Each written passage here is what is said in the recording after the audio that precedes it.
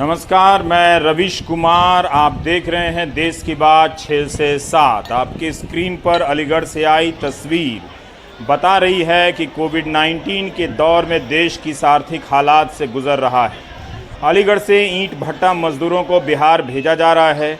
उनके लिए ये स्पेशल ट्रेन चलाई गई है एक ऐसे समय में जब पिछले 24 घंटे में इस महामारी से देश में 450 से अधिक लोग मरे हों और पिछले 5 दिनों से हर दिन 14,000 से अधिक मामले आ रहे हों। हमारी हर तरह की सतर्कता अब ध्वस्त होती नजर आ रही है। देह से दूरी का पालन लगता है छोड़ दिया गया है। ये सारे मजदूर एक तरह के काम में जुड़े हैं। जाहिर है इन्हें संगठित रूप से भी भेजने का इंतज़ाम किया गया होगा। तालाबंदी तो कब की हट चुकी है। जनजीवन के सामान्य होने और अर्थव्यवस्था की पटरी पर लौट आने के बाद भी ये हाल क्यों है? बेशक एक तरफ बिहार से मजदूर पंजाब के लिए लौटने लगे हैं, लेकिन यह तस्वीर बता रही है कि हम न जाने कितनी ऐसी हकीकतों को छिपा कर रखे हैं जो अपने आप बाहर आ जाती हैं। यह जानने का विषय है कि ईंट भट्टा मजदूरों की कमाई कितनी होती होगी, कितने ऐसे भट्टे हैं, क्या उनमें काम बंद हैं, वगैरह वगैरह।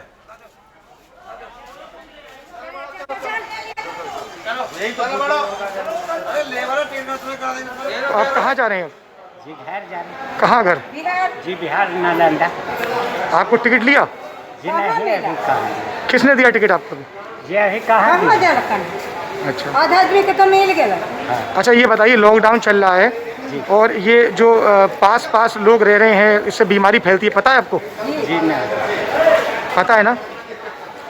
सोशल डिस्टेंसिंग का पालन हो रहा है। पूरी कोशिश यह है कि सोशल डिस्टेंसिंग का पालन हो, क्योंकि मज़दूरों पे सामान बहुत है, बच्चों की संख्या थोड़ी ज़्यादा है, वो थोड़ी दिक्कत आ रही है। लेकिन कोशिश ये है कि पूरी तरह से इसको ट्रेन भी पहले सैनिटाइज़ की गई है और जब ये ट्रेन हट जाएगी तो जो नई ट्रेन लगेगी वो सैनिटाइज्ड होगी।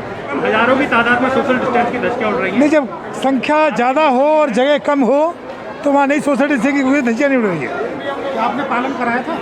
हमने पहले इनको बता चुके हैं, पालन करा चुके हैं, लेकिन उसके बावजूद थोड़ा बहुत कुछ होता है तो सब हो जाएगा, कोई दिक्कत नहीं है। और हमारे साथ कमाल हैं। कमाल, हम आपसे यही जानना चाहते हैं कि अब तो सारी चीज़ें शुरू हो गई थी, ईंट भट्टा मजदूर क्यों वापस जा रहे हैं? उनके जाने की क्या परिस्थितियां हैं? क्या अब वहाँ पर काम शुरू नहीं हो सका है? दूसरा ये भी कि उत्तर प्रदेश के ही संदर्भ में 19 लोग कल में पिछले 24 घंटे में वहाँ पर मरे हैं। आगरा और मेरठ की खबरें आई कि वहाँ पर मृत्यु दर ज़्यादा है। फिर इन संदर्भों में इस तरह की खबरें या तस्वीरें देखने को क्यों मिल रही हैं? देखिए, ऐसा है कि ईंट भट्टे के बारे का मामला ये है कि जो बारिश का जितना भी सीज़न होता है तो उनका काम बंद हो जाता है, क्योंकि ये मिट्टी का काम है। मिट्टी खोदते हैं, उसको प्रोसेस है उसको तैयार करने की मिट्टी को, फिर उसको पाथना कहते हैं जिससे ईंट बनाते हैं, फिर वो आंवे में उसको पकाया जाता है, फिर वो भट्टे उसके बाद वो चट्टे लगते हैं, बिकने के लिए जाता है।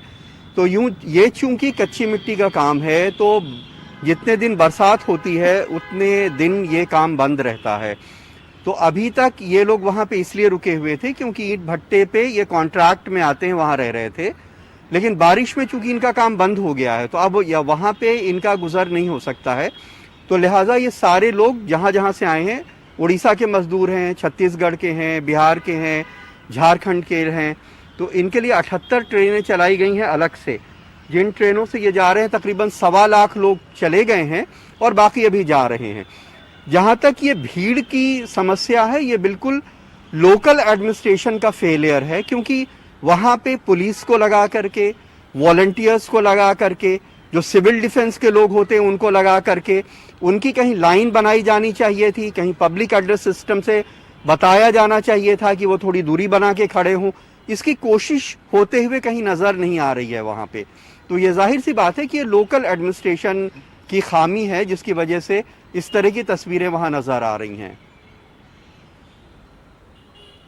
जी कमाल, उत्तर प्रदेश में अगर आप देखें, अगर आप बता सकें तो वहाँ टेस्टिंग की क्या हालत है और प्रदेश के स्तर पर कोरोना से जुड़ी किस तरह की खबरें हैं, वहाँ किस रफ्तार से उत्तर प्रदेश में संक्रमण की खबरें बढ़ती चली जा रही हैं? देखिए, संक्रमण काफ़ी तेज़ी से इधर से बढ़ा है। जब से लॉकडाउन खुला है उसके बाद और ज़्यादा बढ़ा है। उसके पहले जब प्रवासी मजदूर आए थे तो रूरल एरियाज़ में, उसके बाद बड़े पैमाने पे संक्रमण बढ़ा था। अब क्या है कि बहुत सारे दफ्तरों में संक्रमण हो रहा है एक साथ बहुत सारे लोगों को। जैसे यहाँ पे सीएम हेल्पलाइन है, एक कॉल सेंटर है, उसके अंदर बड़े पैमाने पे वहाँ पे काम करने वाले कर्मचारियों को हो गया। 112 ये जो पुलिस की सर्विस, पुलिस की हेल्पलाइन सर्विस है, उसके अंदर बड़े पैमाने पे लोगों को हो गया। इस तरह से अचानक बहुत केसेस सामने आने लगे हैं। मौत के आंकड़े भी पहले बढ़े हैं, उत्तर प्रदेश में पहले से काफ़ी ज़्यादा हो गए हैं। और कई वेस्टर्न यूपी के ज़िले हैं जहाँ पे ये बहुत ज़्यादा है। नोएडा में हालत ख़राब है। मेरठ में तो जो यूपी का औसत है 3 कुछ मृत्यु दर है, उसका 3 गुना है। 9% से ज़्यादा वहाँ पे मृत्यु दर है। इसी तरह आगरा में 7.25% से ज़्यादा वहाँ पे मृत्यु दर है। तो कई ज़िलों में ये बहुत ज़्यादा है। जी, बहुत बहुत शुक्रिया कमाल। हम आपको बता दें कि भले ही रियायतें दी गई हैं, देह से दूरी कम से कम 6 फीट की दूरी का पालन आपको करना पड़ेगा, अपनी आदत का हिस्सा बनाना पड़ेगा। आप दूसरे को देखकर भीड़ में शामिल ना हों और उससे दूरी बनाने का अभ्यास करते रहें। हर दिन मुख्यमंत्री योगी आदित्यनाथ ट्वीट करते हैं कि साफ सफाई रखनी है, मास्क पहनना है, लेकिन ज़मीन पर या फिर स्थानीय बाज़ारों में इस तरह की भीड़ हो रही है तो उसके क्या फ़ायदे हैं? अंत में व्यवस्था पर बोझ बढ़ेगा और आपके शोर करने के बाद भी ना तो ज़्यादा डॉक्टर इस वक्त आ सकते हैं, ना अस्पतालों में अब कोई इंतज़ाम हो सकता है। अब जो दूसरी तस्वीर हम आपको दिखाना चाहते हैं वो इटावा से है। वो एक अलग संदर्भ है। हालांकि ये तस्वीर मंगलवार की है और ये एक एम्बुलेंस इटावा के अंडरपास में फंस गई। तो जो गाड़ी के भीतर थे वो पीपीई किट में बाहर आए। ये ना समझें कि ये बरसाती है और बरसात में भीगने का लुत्फ़ उठा रहे हैं। इस एम्बुलेंस में 5 कोरोना के मरीज़ थे, जिसे फंस गई थी तो इसे बाहर निकालने का प्रयास किया जा रहा था। इन सब दृश्यों को देखते हुए भी इन्हीं सरकारी कर्मचारियों के प्रति श्रद्धा भी उमड़ आती है, जिनको लेकर हम कई तरह के सवाल करते हैं, खिंचाई भी करते हैं कि ये अपनी जिम्मेदारी इन परिस्थितियों में भी निभा रहे हैं। तो हमारा काम है कि हम संक्रमण को अपने स्तर पर रोकने का कम से कम प्रयास तो करें, साफ़ सफाई रखें, मास्क को ठीक से लगाएं और ज़रा भी देर के लिए हम लापरवाह ना हों। ये ज़रूर है कि ये जल जमाव हमारे शहरों की वो समस्या है जिससे हम हर साल अवगत होते हैं और हर साल इससे निर्गत हो जाते हैं। ये समस्या का समाधान कभी नहीं होने वाला है। आप अगर चांद पर भी चले जाएं, 3-4 साल बाद रहकर आएँ, तो बारिश में आपको किसी न किसी शहर में जल जमाव की समस्या आपको मिलेगी, आपका इंतज़ार करेगी, बताएगी कि बहुत कुछ भले बदला होगा। ये वाली चीज़ नहीं बदली है, लेकिन इसके बाद भी लोग काम कर रहे हैं। और आप देखिए कि गृह मंत्रालय ने पिछले दिनों, ज़्यादा दिन नहीं हुए हैं, तारीख मुझे याद नहीं है, एक आदेश निकाला। वो भी सुप्रीम कोर्ट के कहने के बाद सभी राज्यों को आदेश भेजा कि जितने भी डॉक्टर हैं, हेल्थ कर्मचारी हैं, उनकी सैलरी ना रोकी जाए, तुरंत उसकी सैलरी दी जाए। इसके बाद भी महाराष्ट्र के अमरावती से ये तस्वीर आ रही है, जो पंजाब राव देशमुख मेडिकल कॉलेज की जो 219 नर्स हैं, हेल्थ वर्कर हैं, उनको कई महीनों से सैलरी नहीं मिली है। यही नहीं, इनकी शिकायत है। अब यहाँ भी देखिए कि कोई देह से दूरी नहीं है। तो हम सब लोग ये ड्रामा क्यों कर रहे हैं कि हम कोरोना से लड़ रहे हैं? इसको औपचारिक रूप से ऐलान कर दिया जाए और हम औपचारिक रूप से ये कहें कि अब हम कोरोना से लड़ नहीं रहे हैं, कोरोना से हम मर रहे हैं। इसी को अपना लीजिए अगर इसमें सुधार नहीं होता है तो आपसे। लेकिन ये चिंता की बात है कि ये कह रही हैं नर्स की इन्हें जो पीपीई किट हैं या सुरक्षा के उपकरण हैं वो बहुत ख़राब हैं। देखिए, अब 24 मार्च की तालाबंदी के बाद हम बहुत आगे निकल आए हैं, 90 दिनों से भी ज़्यादा, 100 दिन से भी ज़्यादा हो गए हैं। अगर इसके बाद भी हमारी समझ के स्तर पर देह से दूरी को लेकर ये हाल है और सुरक्षा को लेकर ये हाल है तो बहुत चिंता करने वाली स्थिति है। हम सबको ये समझना पड़ेगा कि इससे किसी का भला नहीं होने वाला है। अब अमरावती से आपको वापस ले आता हूँ। कितने शहर ले गया आपको? अलीगढ़ ले गया, फिर इटावा ले गया, महाराष्ट्र के अमरावती ले गया, अब आपको ले आ रहा हूं दिल्ली, जहां पर 66,000 से ज्यादा केस हो गए हैं। पूरा महाराष्ट्र कितनी बड़ी आबादी वाला राज्य है, वो पहले नंबर पर है और दूसरे नंबर पर दिल्ली पहुंच गई है। 66,000 से ज़्यादा लोग यहां पर संक्रमित हैं और पिछले 24 घंटे में 4,000 से ज़्यादा लोग आए हैं। लेकिन अभी तक सरकारों और संस्थाओं के बीच प्रक्रियाओं को लेकर लड़ाई हो रही है। शुरू में आपको प्रक्रियाओं की गोलीबाजी दी गई कि सभी को टेस्ट करने की ज़रूरत नहीं है, बिना लक्षण वाले घर पर रहें, उन्हें टेस्ट करने की ज़रूरत नहीं है। एक राज्य कहता है जिनके लक्षण नहीं है उन्हें भी क्वारंटीन कराइए, एक राज्य कहता है कि जिनके लक्षण नहीं है उन्हें घर में रखिए। यहाँ लड़ाई है कि जो लोग संक्रमित हैं उन्हें आकर टेस्ट कराने की ज़रूरत नहीं है। केंद्र सरकार कहती है, गृह मंत्रालय, की आकर टेस्ट कराएं। दिल्ली सरकार कहती है कि हम जाकर टेस्ट करेंगे। आने जाने में ही हमने 100 दिन गंवा दिए हैं, लेकिन फिर भी बहुत कुछ हो भी रहा है। शरद हमारे साथ हैं। शरद, 2-3 चीज़ें इसमें हैं कि एक तो ये जो स्क्रीनिंग शुरू हो रही है दिल्ली में 6 जुलाई तक, सारे घरों में क्या हो पाएगी, इसका क्या है, और ये जो लड़ाइयाँ हो रही हैं प्रक्रियाओं की, उसका क्या मतलब है, उसके बारे में भी विस्तार से बताइए। देखिए, पहली बात यह कि क्या 6 जुलाई तक सभी घरों की स्क्रीनिंग हो पाएगी। एक अंदाजे के मुताबिक दिल्ली में 35-40 लाख घर होने चाहिए। तो उस हिसाब से इस समय मौजूदा सिस्टम जो है, अगर आप मुझसे पूछेंगे तो मैं कहूँगा नहीं, मौजूदा सिस्टम इस लायक नहीं है कि वो सभी घरों की स्क्रीनिंग कर ले। लेकिन क्योंकि आदेश ऊपर से आया है, केंद्र सरकार ने दिल्ली सरकार को निर्देश दिया, दिल्ली सरकार ने सीधा वो जो निर्देश आया था उसको जारी कर दिया। तो कोई अफसर भी इस बारे में कुछ नहीं बोल रहा है। सबका ये कहना है कि हाँ, हम अपनी पूरी मेहनत करेंगे, सभी टीम लगाएंगे तो ये हो जाएगा। तो ये प्रक्रिया शुरू हो गई है और इसके अंदर लगभग एक घर के अंदर सोच के चलिए कि अगर 2 लोगों की टीम भी जा रही है तो 15 मिनट लगते हैं। सबके बारे में पूछा जाता है, आपके घर में कितने लोग हैं, आप कहीं बाहर तो नहीं गए थे, कोई लक्षण तो नहीं है, आपको सांस लेने में कोई दिक्कत तो नहीं आ रही, आपके पास फोन कौन सा है, आप आरोग्य सेतु ऐप डाउनलोड कीजिए। तो आज मैं गया तो लगभग दिखाई दिया कि 15 मिनट लग रहे हैं। तो इस हिसाब से बहुत मुश्किल लगता है। लेकिन अगर अफसर कह रहे हैं कि वो कर देंगे तो हमें इंतजार करना चाहिए कि 6 जुलाई तक कितने घर हो पाएंगे। ऐसे ही जो दावे हैं, वैसे जब चुनाव आते हैं तो उस समय पार्टियां भी करते हैं कि हम घर घर जाएंगे, इतने लाख घरों तक पहुंच जाएंगे, कोई नहीं पहुंच पाता। इसमें हम देखेंगे। दूसरा, प्रक्रियाओं को लेकर दिल्ली के अंदर एक खींचतान दिखाई दे रही है। कल पहले दिल्ली के मुख्यमंत्री जी पूरी करें, आप अपनी बात पूरी करें जी। हाँ, कल दिल्ली के मुख्यमंत्री अरविंद केजरीवाल ने चिट्ठी लिखी केंद्रीय गृह मंत्री अमित शाह को कि जो राधा स्वामी सत्संग दक्षिण दिल्ली के छतरपुर में जो कोविड केयर सेंटर 10,000 बेड का तैयार हो रहा है, आप आइए उसको देखिए और हमें आप स्टाफ भी दीजिए, मेडिकल स्टाफ वहां पर। तो अमित शाह कह रहे हैं कि जब 3 दिन पहले तय हो चुका है, वो तो आईटीबीपी को दे दिया गया है और 26 जून को शुरू भी हो रहा है। तो ऐसा लग रहा है कि क्या अरविंद केजरीवाल को नहीं पता है या मीटिंग में तय नहीं हुआ है? ऐसा नहीं है। ऐसा लगता है कि कुछ खींचतान अंदर चल रही है जिसकी वजह से ये बातें बाहर आ रही हैं। तो जो नुकसान हो रहा है वो तो एक अलग चीज है, लेकिन रवि जी हमें देखना होगा कि कुछ फायदा भी हो रहा है। फायदा ये हो रहा है कि अभी तक हमें नहीं पता था कि ये राधा स्वामी सत्संग वाला जो कोविड केयर सेंटर है 10,000 बेड का, ये आईटीबीपी को दे दिया गया है और 26 जून से ये शुरू हो रहा है।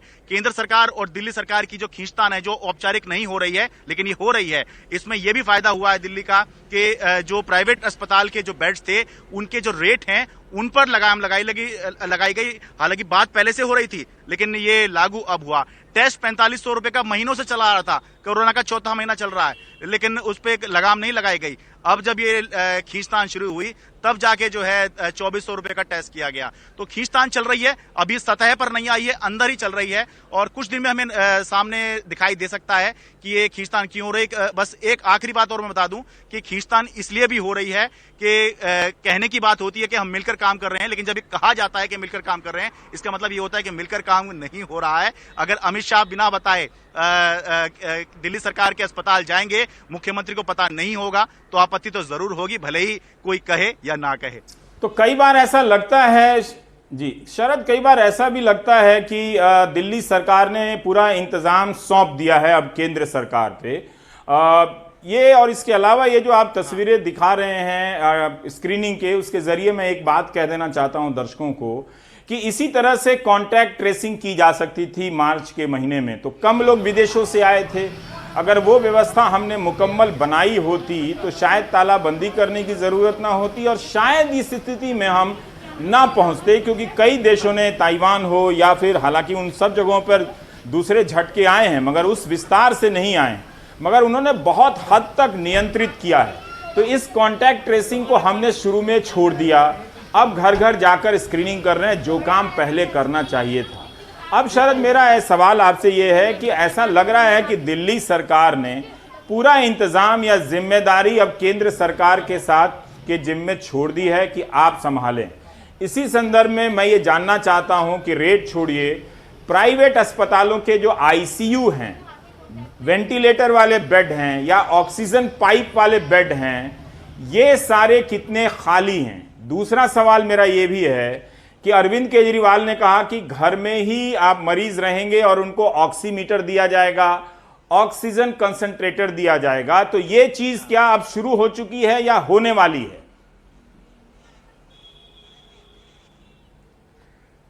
देखिए, पहले मैं ऑक्सीमीटर के बारे में बता दूं, ये अब ये कहा तो गया है, आदेश में कहा गया है कि अब जितने भी नए केस आ रहे हैं इनको हाथों हाथ जो है ऑक्सीमीटर दे दिए जाएं। तो ऐसा बताया जा रहा है, मैंने खुद तो नहीं देखा, लेकिन ऐसा बताया जा रहा है कि ऑक्सीमीटर नए केस को जो है देना शुरू कर दिया गया है। लेकिन जो पहले के करीब 12,000 लोग हैं जो होम आइसोलेशन में हैं, उनको ये दिया गया है या नहीं, इसके बारे में अभी कोई पुख्ता जानकारी हमारे पास उपलब्ध नहीं है। आपने वेंटिलेटर की स्थिति पूछी दिल्ली में, तो दिल्ली के अंदर करीब 700 वेंटिलेटर के आसपास हैं, जिनमें ज्यादातर अब वेंटिलेटर भरते हुए नजर आ रहे हैं और 200 के आसपास करीब 250 वेंटिलेटर के आसपास जो हैं ये अभी बचे हुए हैं। ऑक्सीजन की जहां तक स्थिति है वो ये है कि वैसे तो जो ज्यादातर अस्पताल हैं उनमें पाइप से ऑक्सीजन की व्यवस्था होती है, लेकिन अभी सरकार ने आदेश दिया, खासतौर से वो सरकारी अस्पतालों के लिए था, कि आप सभी अस्पतालों को कहा कि आप ऑक्सीजन सिलेंडर और ऑक्सीजन कॉन्सेंट्रेटर इसकी खरीदारी करें। लेकिन फिर अभी 2-3 दिन पहले ही आदेश आया कि नहीं, आप लोग रुक जाइए, क्योंकि अब सरकार जो है वो केंद्रीय स्तर पर जो है खरीदारी कर रही है। तो एक बड़ी दिक्कत यह है, अच्छी बात है सरकार इंतजाम कर लेगी, लेकिन एक दिक्कत यह है जो अधिकारी बताते हैं कि रोजाना हर दूसरे तीसरे दिन जो है आदेश बदल जाते हैं, तो यही नहीं पता रहता है कि आदेश क्या है, किसको लागू करना। ये सिर्फ अधिकारियों के साथ नहीं, ये हमारे साथ भी होता है कि जब आदेश दिया हुआ है तो ये देखना पड़ता है कहीं इसके बाद तो कोई और आदेश नहीं आ गया है, आखिरी आदेश किसको माना जाए और कौन सा सही है। जी जी, बहुत बहुत शुक्रिया शरद। हम पूजा के पास जाना चाहते हैं मुंबई के बारे में। पूजा, ये पिछले 40-45 दिनों में ये पहली बार है कि मुंबई में कम केस आए हैं और वहां भी यूनिवर्सल टेस्टिंग की बात हो रही है। तो क्या अब मुंबई आश्वस्त होने लगी है, निश्चिंत होने लगी है कि उसने कोई कामयाबी पा ली है, या किसी प्रक्रिया की ये सफलता आप देख रही हैं कि कोई तरीका अपनाया गया है? इन सब के बारे में जानकारी दीजिए।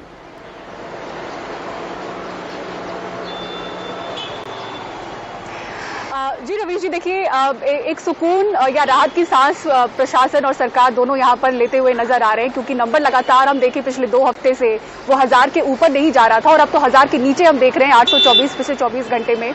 और धारावी जैसे हॉटस्पॉट में जहाँ पर आप देखें जो डबलिंग रेट है वो अप्रैल के दूसरे हफ्ते में वहाँ पर 3 दिन था, अब वहाँ पर जो डबलिंग रेट है वो 102 दिन हो चुका है। तो बहुत ही बड़ी कामयाबी धारावी के जो वार्ड ऑफिसर है उनके लिए, आज जिस तरह से वो हमें बता रहे थे कि किस तरह से उसको कंट्रोल किया गया। लेकिन धारावी का भी एक अलग एंगल है जो समझना होगा कि 2.25 लाख लोग वहां से निकले थे और बहुत हद तक वायरस लेके वो बाहर दूसरे राज्यों में गए, वो भी हम देख रहे हैं। लेकिन अगर आप पूरे तरह से मुंबई में देखें जहां इस कदर टेस्टिंग होती है, उस हिसाब से जो नंबर नीचे जा रहे हैं, क्योंकि यहाँ पर टेस्टिंग कम होने की बात नजर नहीं आ रही। अगर आंकड़ों को आप देखें, करीब 3,500 से 4,000 की टेस्टिंग सिर्फ मुंबई में शुरुआत से होती रही। हालांकि सवाल उठता रहा है कि जब लैब्स इतने ज्यादा बढ़े हैं तो फिर टेस्टिंग उतने पर ही क्यों अटकी है, वो अलग सवाल था। लेकिन जो आंकड़ों को आप देखें वो नीचे जा रहे हैं। प्रशासन बेहद खुश है, लेकिन कैमरे पर ये बोलने से वो बचना चाह रहे हैं कि पीक खत्म हो गया है। हालांकि कोविड टास्क फोर्स जो राज्य का है, उनके एक सदस्य ने प्रिंट को एक इंटरव्यू दिया था जिससे बात बहुत ऊंची ऊपर उठती गई, लेकिन जो बाकी सदस्य हैं वो नहीं कहना चाह रहे कि पीक खत्म हुआ है। क्योंकि आप देखें बहुत सारे यहाँ पे पॉकेट्स में जो स्लम्स हैं लॉकडाउन के दौरान ही बहुत ही पीक के समय भी वो बाहर निकलते थे। तो ऐसे में अनलॉकिंग के टाइम पे बहुतों को लग रहा है कि सब कुछ ठीक हो गया है। अगर ये कहें कि पीक खत्म हो गया तो शायद वो लोगों में और ज्यादा ये जो डर है वो खत्म हो जाएगा कि अभी भी उनको बचना है, क्योंकि मानसून हमारे सर पर है। और खासतौर से अगर मुंबई का आप इलाका देखें तो बटे हुए इलाके नहीं है कि यहाँ पे रेसिडेंशियल है, यहाँ पे स्लम है, यहाँ पे इमारतें हैं, यहाँ पे हर पॉकेट में स्लम्स है, बस्तियां हैं, लोग बाहर घूमते हैं अभी भी बिना मास्क के। और जहां मैं खड़ी हूँ वहां पर मैं बहुत जगह ग्लव्स और ऐसे फेंके हुए नजर आ रहे हैं। तो इन सब को लेकर प्रशासन सख्ती में है। और खासतौर से जो 7 वार्ड हैं, भले ही बस्ती वाले हॉटस्पॉट में मामले कम हो गए, लेकिन नए ऐसे 7 वार्ड हैं जहां डबलिंग रेट अभी भी 19 से 27 है। तो कोशिश हो रही है कि जब तक वहां पे 40 के ऊपर ना जाए तब तक ये सरकार प्रशासन नहीं मानेंगे कि पीक खत्म हो गया है। जी बहुत बहुत शुक्रिया पूजा जानकारी देने के लिए। तो एक तरफ आपका सहयोग बहुत ज़रूरी है, क्योंकि अब आपको ध्यान रखना है कि सरकार की एजेंसी अब थकने लगी है। ये वास्तविक समस्या है, डॉक्टर नर्स अब थकने लगे हैं। तो ज़्यादा ज़रूरी ये है कि आप इस तरह की लापरवाही ना करें, सतर्कता को फिर से आप याद रखें कि क्या क्या करना है। और जाते जाते ये मॉस्को से आई तस्वीर देखिए, रूस अपना विजय दिवस मना रहा है 75वां, और भारत के रक्षा मंत्री भी अपने दल बल के साथ वहां पर गए हैं शामिल होने के लिए। भारत की सेना ने भी परेड में हिस्सा लिया है।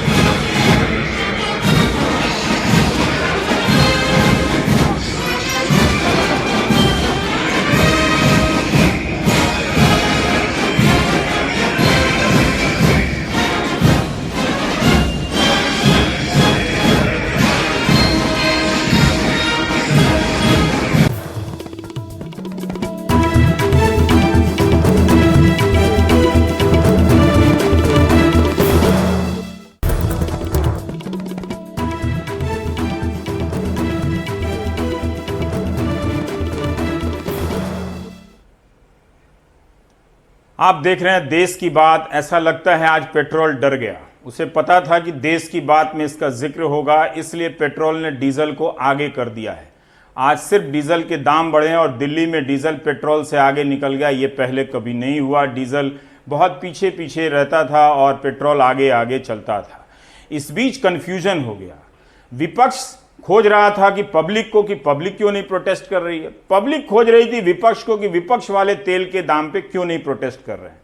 आपको याद दिला दें कि कुछ महीने पहले, साल पहले, कुछ दिन हो गए, 90 रुपये प्रति लीटर तक इस जनता ने पेट्रोल खरीदे हैं और उसको बर्दाश्त किया है। तो अभी तो हम वहां तक नहीं पहुंचे, लेकिन ये कांग्रेस आ गई।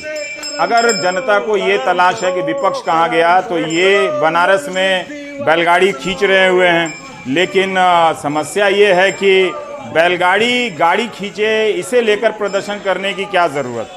अगर आपने हीरामन बैलों की कहानी तीसरी कसम में देखी होती तो बैलगाड़ी को इस तरह का प्रतीक ना बनाते। उसका कोई मुकाबला नहीं है, वो एक स्वतंत्र चीज़ है। तेल के दाम बढ़ गए हैं, जनता पे तबाही है, तो कार का प्रदर्शन करना चाहिए। कार को ठेलते हुए लाना चाहिए था कि अब इसमें तेल नहीं है लेकिन हम कार को ठेल के लेके जा रहे हैं। उसी तरह से भोपाल में भी प्रदर्शन हुआ है। यहाँ भी देश से दूरी कुछ नहीं है, तेल के दाम बढ़ गए हैं तो लेकिन सोशल डिस्टेंस रखना चाहिए था। और एक जगह पे इंदौर में भी कांग्रेस के कार्यकर्ताओं ने साइकिल चलाकर प्रदर्शन किया है। ये ठीक है, अगर आप तेल के दाम नहीं दे सकते हैं तो ज़रूर साइकिल चलाएं। साइकिल कभी भी आप चलाएं, पेट्रोल सस्ता हो जाए तब भी आप साइकिल चलाएं, इससे पर्यावरण को फ़ायदा होगा। लेकिन एक फ़ायदा ये हुआ कि जनता ढूंढ रही थी कि विपक्ष कहाँ है तेल के दाम पर, जो उसे आउटसोर्स किया गया था कि वो दाम देती रहेगी, विपक्ष प्रदर्शन करेगा, टीवी वाला दिखाएगा नहीं, पता कैसे चलेगा कि विपक्ष क्या कर रहा है। वैसे समाजवादी पार्टी के भी नेताओं ने उत्तर प्रदेश के कुछ जगहों पर प्रदर्शन किए हैं, उनकी तस्वीरें हम नहीं दिखा पा रहे हैं। हमारे साथ अनुराग द्वारी हैं। अनुराग, इसी से संबंधित थोड़ा मध्य प्रदेश में कोरोना कोविड का क्या हाल है उसके बारे में जानकारी दे दीजिए। रवि जी, यहाँ पर लगभग 12 साढ़े 12,000 मरीज हैं और उसमें से 500 से ज्यादा की मौतें हो चुकी हैं। जो सबसे ज्यादा प्रभावित इलाके हैं वो राजधानी भोपाल, इंदौर, उज्जैन, खरगोन, ये सब जिले हैं जो यहाँ बहुत ज्यादा प्रभावित है। लेकिन एक चीज अच्छी है कि मध्य प्रदेश में रिकवरी रेट बेहतर होती जा रही है, लगभग 76% तक जा पहुंची है, ऐसा सरकार का दावा है। लेकिन इन दावों के बीच राजधानी भोपाल में एक भयावह आंकड़े ये आ रहे हैं कि वैसे ही सब जानते हैं जो गैस त्रासदी झेली है भोपाल ने, और उसमें से लगभग 5 लाख लोग जो सर्वे अलग अलग हुए थे उसमें आज भी प्रभावित हैं। और अभी 4 जो एनजीओ काम कर रहे हैं गैस प्रभावितों के लिए, उनका जो डेथ एनालिसिस की है उसकी रिपोर्ट आई है और उसके मुताबिक जो भोपाल में मौतें हुई हैं लगभग 86, उसमें से 80% मौत उन लोगों की हुई है जो गैस प्रभावित रहे हैं, क्योंकि वैसे ही उनकी रोग प्रतिरोधक क्षमता कमजोर होती है। और ये बार बार चेताते रहे, इन्होंने मार्च में, अप्रैल में भी सरकार को चिट्ठी लिखी थी, क्योंकि उनको अलग अलग लक्षण पहले से होते हैं, उनकी रोग प्रतिरोधक क्षमता कमजोर होती है, तो उन पर ध्यान दिया जाए। लेकिन ऐसा हुआ नहीं और अब बड़ी तादाद में जो गैस प्रभावित है उनकी मौत हुई है। 73 साल के अशफाक नदवी के बेटे मोबाइल में पिता की तस्वीर देख लेते हैं। भोपाल में जहांगीराबाद में रहते हैं। निमोनिया की वजह से पिता को हमीदिया अस्पताल में भर्ती कराया गया। सांस लेने में दिक्कत आ रही थी। 11 अप्रैल को उनकी मौत हो गई। बाद में कोरोना संक्रमण की रिपोर्ट पॉजिटिव आई। बीमार रहते थे, गैस लगी थी। 5-1 साल पहले उनका इलाज हुआ था, चल रहा था वो। 7-1 बजे वही तकलीफ़ शुरू हुई, सांस चली और लेफ़्ट राइट पसलियों में दर्द हो रहा था। तो फिर हमने बात करी, एम्बुलेंस अरेंज कराई, फिर जेपी हॉस्पिटल लेके गए थे उनको। तो यहाँ से चल के ही गए थे, वो दर्द हो रहा था, गाड़ी पे बैठ के गए, एम्बुलेंस बाहर खड़ी थी, वहाँ लेके गए। वहाँ पहुँचे तो उनकी तबीयत ज़्यादा ख़राब हुई। फिर हमने डॉक्टरों से रिक्वेस्ट करी तो उन्होंने 10-15 मिनट लगाया। उसके बाद जब हमने ज़रा सा गदर करा तो फिर उन्होंने उनको एडमिट करा, ऑक्सीजन लगाई। उसके बाद वो वेंटिलेटर की ज़रूरत थी तो वो वेंटिलेटर हमको नहीं मिला। काफ़ी हमने इधर उधर बात करी तो वो काफ़ी टाइम बाद अरेंज हुआ, मगर जब तक तो फिर हालत ऐसी हो गई थी, डॉक्टरों को 5-10 मिनट है आपके पास। कि जो जाँच हुई है कोविड की वो आफ्टर डेथ करी थी। कोरोना संक्रमण के 83 दिन में भोपाल में अब तक 86 लोगों की मौत हो चुकी है। इसमें 48 गैस पीड़ित हैं, जबकि उनके 3 बच्चे भी इसमें शामिल हैं। मरने वालों में से 40 से 60 साल तक के मरीज़ हैं। 4 गैस पीड़ितों की मौत अस्पताल पहुंचने से पहले हुई। 16 गैस पीड़ित ऐसे हैं जिनकी मौत इलाज के दौरान 24 घंटे के अंदर हो गई, जबकि 15 मरीजों की मौत भर्ती होने के 2 से 5 दिन के भीतर ही हो गई। 12 मौतें 6 से 22 दिन के अंदर हुईं। 81% गैस पीड़ित पुरानी बीमारी यानी गैस जनित बीमारी से ग्रस्त थे। ये आंकड़े गैस पीड़ितों के संगठनों की डेथ एनालिसिस रिपोर्ट में सामने आई हैं। भोपाल गैस पीड़ितों की आबादी भोपाल शहर में लगभग 1/3 है, लेकिन अगर आप देखें मौतें 328 हो रही है गैस पीड़ितों की। तो ये एक बहुत ही चिंता का विषय है, जिसके बारे में हमने सरकार को मार्च में ही चेता दिया था कि अगर गैस पीड़ितों पर विशेष ध्यान नहीं दिया जाएगा तो उसकी वजह से बहुत गैस पीड़ित अपने जान गंवाएंगे और सबसे ज़्यादा कोविड-19 का कहर उन पे ही बरपेगा। आज ये जो कोरोना से मौतें हुई हैं उसमें 80% से ज़्यादा गैस पीड़ितों की मौतें हो रही हैं। सांस की बीमारी पहले से है, लंग्स की बीमारी है, किडनी फेल है, लीवर खराब है। ये बीमारियों से वो जूझ ही रहे थे कि कोरोना उनके ऊपर हावी हुआ और उनकी मौतें हो गई। तो इससे साफ जाहिर होता है कि कार्बाइड के जहरों का असर आज भी उनके अंदर मौजूद है। सरकार को लगता है गैस पीड़ितों में कोरोना का पहला इलाज सर्वे है। भोपाल को ही मॉडल बना के पूरे भोपाल में घर घर सर्वे करने का हम अगले हफ्ते में बनाने वाले हैं और पूरी टीमें एक साथ एक दिन में सभी वार्डों में चलेंगी। एक तरफ से कोरोना किल करने की सोचेंगे। Bhopal memorial hospital and research centre के आंकड़े बताते हैं गैस प्रभावित 50.4 मरीज हृदय संबंधी समस्याओं से पीड़ित हैं। उनमें से 59.6 फेफड़े की समस्याओं से पीड़ित हैं। उनमें से भी 15.6 मधुमेह से पीड़ित हैं। जानकार मानते हैं गैस पीड़ितों में सामान्य लोगों की तुलना में कोरोना संक्रमण का खतरा 5 गुना ज़्यादा है। यही नहीं, ज़्यादातर गैस पीड़ित पुराने भोपाल में रहते हैं, जहां सोशल डिस्टेंसिंग, हाथ धोने जैसी बातें बेमानी हैं। ICMR की रिपोर्ट बताती है कि गैस पीड़ितों का बड़ा हिस्सा आर्थिक रूप से कमज़ोर है। ज़्यादातर लोग भीड़भाड़ वाले इलाके में 100 वर्ग फुट से भी छोटे घरों में रहते हैं। इन इलाकों में 24 घंटे नल के पानी की सुविधा नहीं है। ऐसे में लगातार हाथ धोने की सुविधा सुनिश्चित करने की ज़रूरत थी, लेकिन वहाँ पहले सर्वे होगा, वो भी तब जब कोरोना शहर में हुई मौतों में 80% गैस पीड़ितों को अपना शिकार बना चुका है। सर्वे में जुड़े लोगों ने पहले भी बताया है कि लोग सर्दी जुकाम तक के बारे में बताने से परहेज करते हैं। ऐसे में जब इन सरकारी अस्पतालों में इतने गैस पीड़ितों की मौत हो चुकी है तो ये बेहतर नहीं होगा कि सरकार सर्वे पर जोर देने के बजाय टेस्ट की संख्या और निरंतरता बढ़ाए। भोपाल से कैमरा पर्सन रिजवान खान के साथ अनुराग द्वारी, NDTV इंडिया।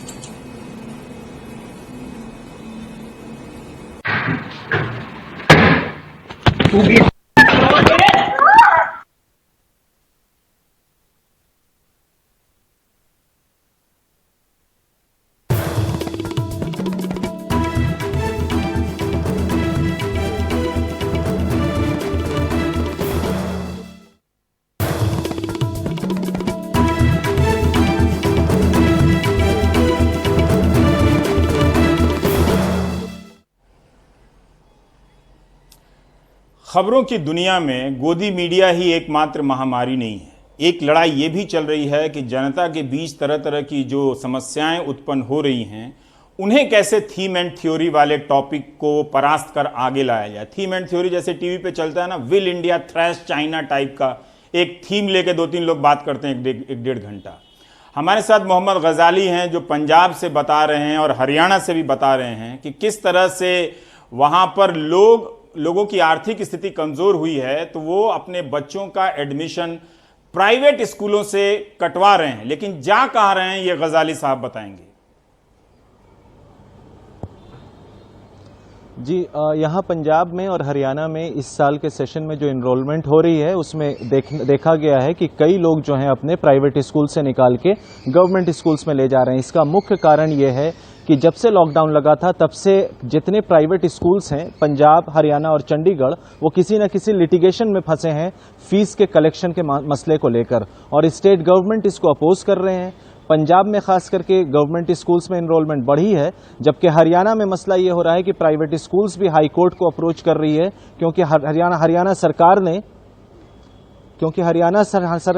ने ये ऑर्डर्स निकाले हैं कि स्कूल लिविंग सर्टिफिकेट के अगर प्राइवेट स्कूल से स्कूल लिविंग सर्टिफिकेट नहीं भी देता है तो भी बच्चों के एडमिशन कराए जाए। तो दोहरा मुसीबत है सरकार को ये देखना कि सरकारी स्कूल में इनरोलमेंट भी हो और जो प्राइवेट स्कूल्स हैं उनकी भी जो मुश्किलें हैं, क्योंकि उनका कहना है कि अगर आप हमारे यहाँ एडमिशन इस तरह से ख़त्म कर दिए जाएंगे तो हमारे टीचर्स कैसे कमाएं और खाएंगे। इसको लेकर प्राइवेट स्कूल्स में चिंता है, जबकि सरकार अपनी पीठ इस पर थपथपा रही है कि हमारे यहाँ पढ़ाई अच्छी होती है इसलिए लोग आ रहे हैं, जबकि कारण उसमें से एक ये भी है कि लोगों के लिए आर्थिक संकट का भी मामला है और वो इतने पैसे नहीं खर्च कर सकते जो प्राइवेट स्कूल में एनुअली लिया जाता है।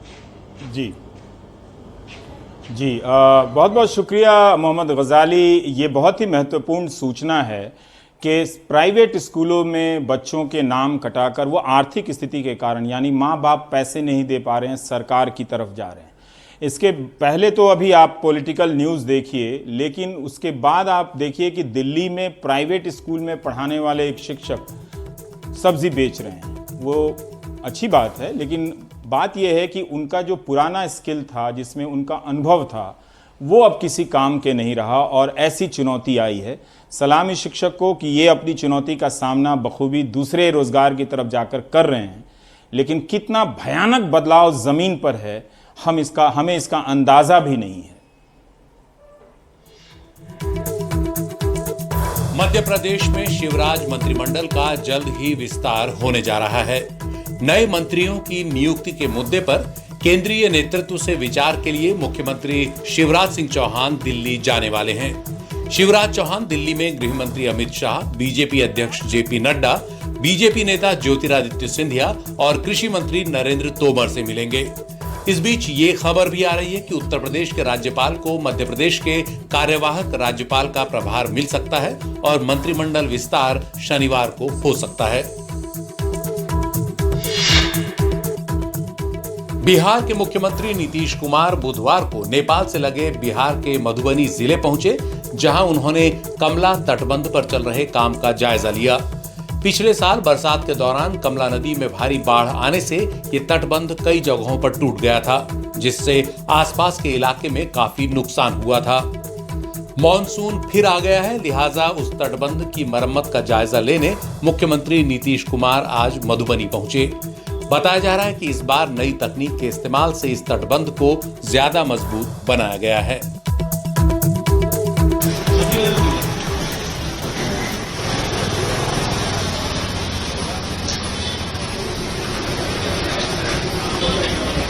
मैं दिल्ली गवर्नमेंट में अतिथि अध्यापक के पद पे काम करता था और सरकार ने 8 मई को एक ऐसा ऑर्डर निकाला हमारे अगेंस्ट गया।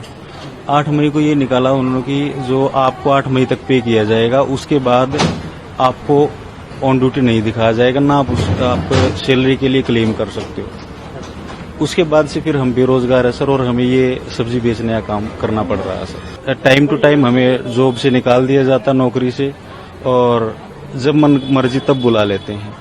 और ये हमारा जो लाइफ में है उसका भी ह्यूमिलिएशन है। अगर देखा जाए तो सरकार हमारे साथ बहुत बुरा कर रही है सर। हम चाहते कि सरकार हमारे लिए कोई ठोस पॉलिसी बनाए, जॉब सिक्योरिटी दे हमें, और हमें नौकरी से ना निकाला जाए।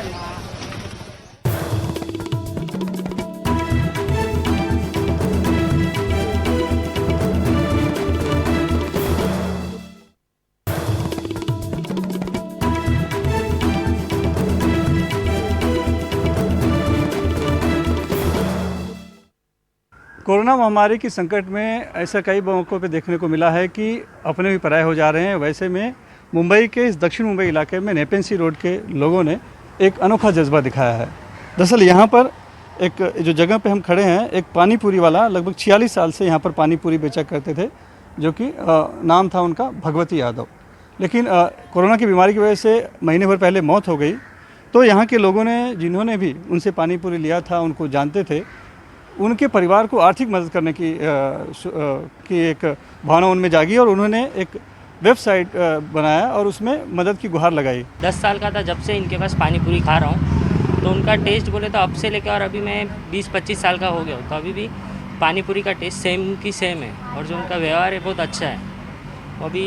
अभी दुख लगता है कि अभी वो चले गए तो उसके जैसी पानी पूरी कौन बना के देंगे। टेस्ट बहुत अच्छा था, पूरा हैंडमेड था, सब घर पे बनाते थे। अभी आजकल कैसे होटल वाले सब मिक्सचर में पीसते थे, वो हाथ से बनाता था, मेहनत करता था, पूरी घर पे बनाता था, सब अपने हिसाब से अच्छा बनाता था, तो अच्छा था उसका सब। अभी 2 लाख हो गए हैं और हम लोग सोच रहे हैं हर 2 दिन में उनको भेजते हैं, ताकि अगर कोई इमीडिएट बिल्स या एक्सपेंसेस हैं जिनका उनको ध्यान रखना है, वो उनको अटकेगा नहीं कि जब तक 5 लाख ना हो जाए। लाइब्रेरी से ये किताब झांक रही थी, नज़र मिल गई तो मैं बाहर निकाल लाया। ये शरद जोशी की किताब है, महान व्यंग्यकार, और नज़र पड़ गई उनके एक व्यंग्य अखबार पर, तो सोचा आपको पढ़ता हूँ आपके लिए। वो लिख रहे हैं अखबार के बारे में। अखबार का कार्यालय मुर्गी की तरह है जो रोज सुबह जनता के समक्ष एक अंडा प्रस्तुत करती है। सवेरे सवेरे उठ मुंह अंधेरे, जैसे ही जागे कहीं से अभागे, बोल पड़े कागे, ताज़ी खबर एक आना। एक अखबार की कन्नी में एक मशीन, एक इमारत और कई व्यक्तियों का अंश होता है, टीम वर्क होता है। खबरों की चिड़ियाएं फांसने के लिए देश भर में जाल बिछा होता है। संपादक उन चिड़ियाओं के पंख साफ करता है और रूप देता है, फिर कंपोजिटर, फिर प्रूफ रीडर, फिर पेज, फिर मशीन, फिर हॉकर और फिर ग्राहक की एक इकन्नी। अखबार वे आंखें होती हैं जिनके माध्यम से सारा शहर संसार देखता है। हमारा देश ऋषि मुनियों का देश है। आंखें मूंद कर आत्मा के दर्शन करना बड़ी चीज है। अखबार तो इस चराचर जगत की सूचना देता है और माया जाल में मनुष्य को बांधता है। अभी रुकिए, खत्म नहीं हुई। रात रात तक मशीन खबर उगलती है और संपादक श्री हल से जुटा रहता है। खबरें राशि फल नहीं होती जो 2 दिन पूर्व तैयार हो सकें। खबरें परिक्रमा भी नहीं होती जिनमें लफ्फाजी की जाए। खबरें भाषण भी नहीं होती जो मौका देख लंबी की जा सकें। खबरें तो बिना प्रयत्न के उगी घास है जिसे काटने वाला चाहिए। और सबसे आवश्यक यह है कि चरने वाला चाहिए। आप दर्शक, खबरें तो रोज बनती हैं। भोर का तारक प्राय लुप्ता, समस्त नगर सुप्ता, उठा कांग्रेसी निकला कम्युनिस्ट, शुरू हो गई गाली गुप्ता। टू गुड, मतलब अंग्रेजी में ये सब एक्सप्रेशन थोड़े संक्षिप्त होते हैं तो ज्यादा अच्छे भी लगते हैं। शरद जोशी की कमाल की ये रचना है। ये खबरें कहां से, बिना प्रयास के उगी हुई घास हैं। जैसे हम नहीं चाहते थे, अब हमारे पास कुछ नहीं था, तो आखिर में दो हाथियों का वीडियो आ गया जो बहुत गुस्से में हैं कि उन्हें कोई ठीक से खाना नहीं दे रहा है, पानी नहीं दे रहा है। उनका गुस्सा वाजिब है। इस तालाबंदी के दौर में जानवरों पे बहुत गुजरी है। ये तस्वीर देखिए और मुझे विदा दीजिए। आप देख रहे थे देश की बात 6 से 7। नमस्कार। थोड़ा